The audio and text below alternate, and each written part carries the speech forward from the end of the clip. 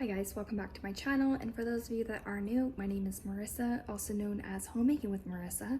Today's video is going to be a really quick and easy Easter brunch. I have done multiple videos on my channel talking about simple ways to prepare holiday meals.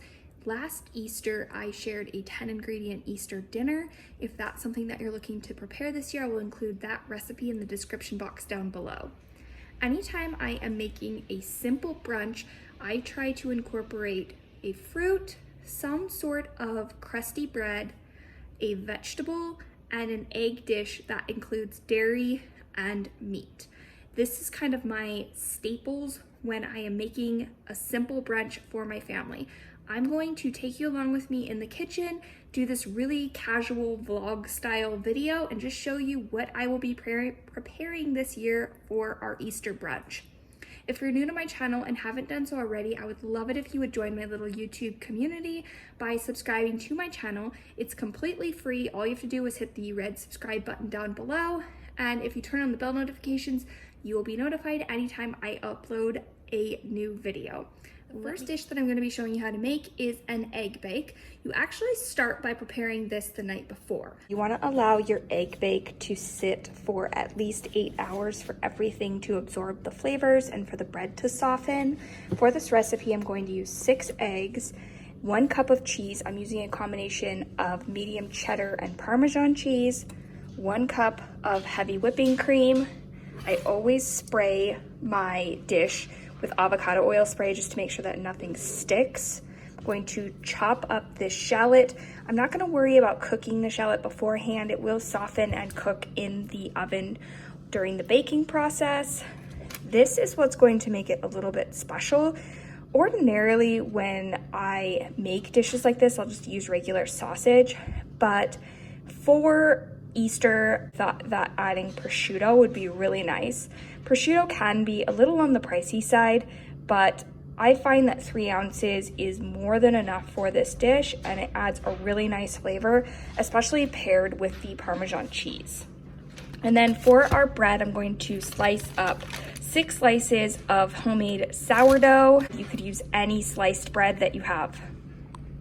We are going to incorporate all of these ingredients into a baking dish and let it sit overnight. It gives all the flavors time to marry together and the bread to start soaking up some of the egg and dairy mixture to make sure that you have this souffle bread pudding type consistency. I will say that with this dish, you can swap out the meats, you can swap out the types of cheese. Sometimes I've done it with regular milk versus whipping cream. There's a lot of flexibility in this recipe to really tailor it to your taste.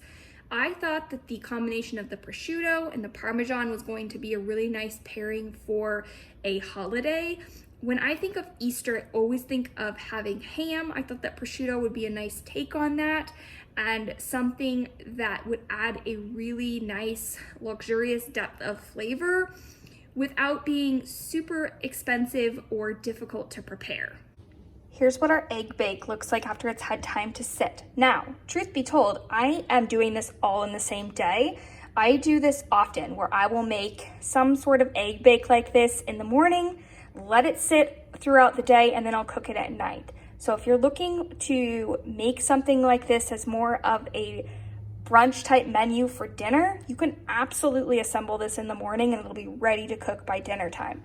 I am going to stick this into a 350-degree oven. Normally it takes about an hour and a half to bake for everything to be fully cooked through, but I just keep an eye on it. As soon as you can tell that the eggs are fully cooked through, you are good to go.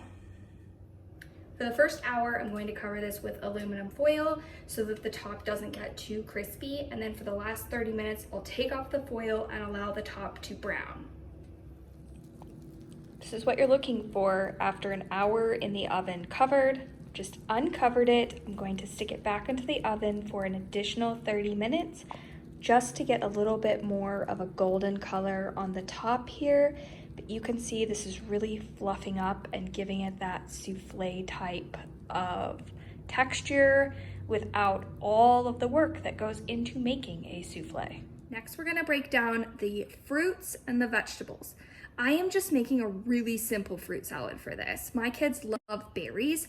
I purchased a combination of strawberries, raspberries, blackberries, blueberries, just mix them together in a bowl, and that is something that my family loves pairing with any meal, not just a holiday meal. My kids love eating these berry fruit salads as a nice healthy side for them.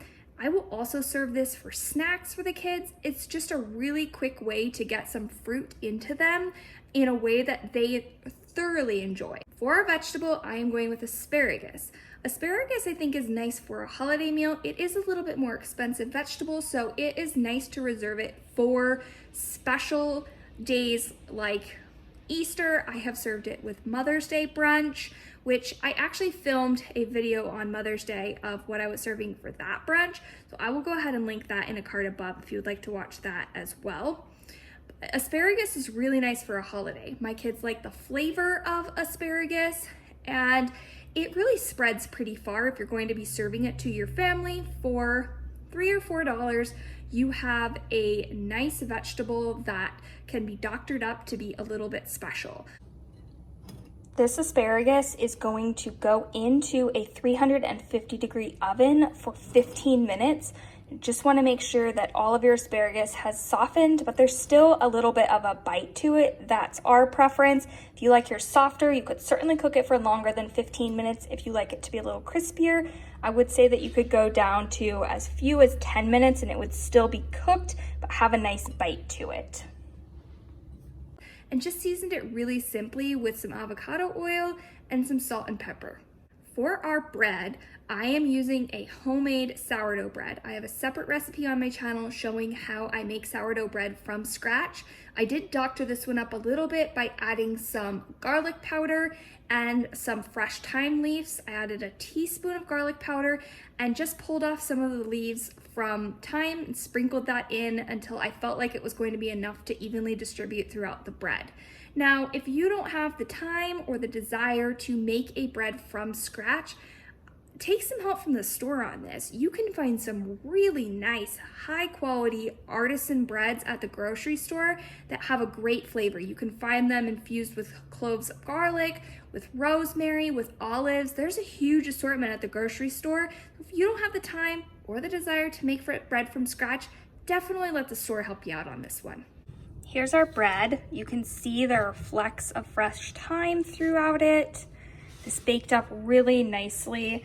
As I mentioned, I will make sure and include my sourdough video in a card above as well as the description box down below. This has absolutely no yeast in it. This was completely done using my sourdough start. There are a ton of benefits to homemade sourdough, but again, if you don't want to do that, you don't want to make bread, go to the store. They have wonderful loaves infused with all of these same flavors without all the work. While everything is finishing up in the oven, I just went ahead and set the table. I am going to be laying out some drink options. We've got some little things of apple juice and tomato juice. And then this is an Oregon-based winery, and they have this rosé Pinot Noir that is really nice. So my husband and I will be having that. Butter, a couple different types of jam. We've got cranberry jam and strawberry jam for the bread, our fruit salad. Everything's looking really good, super simple to put together, yet creates such a nice little homey Easter brunch. This is exactly what you're looking for. You see it's got a nice crisp top, everything is fully cooked through.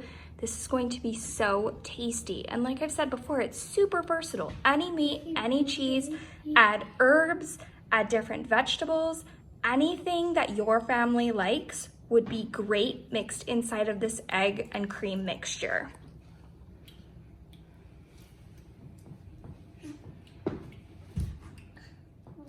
I want to thank you all for watching today. If you haven't done so already, you can subscribe to my channel by clicking on my face here. I will have an entire playlist full of holiday video recipes for you here, as well as a video that YouTube thinks that you would enjoy down here. I hope you are all staying happy and healthy. Bye.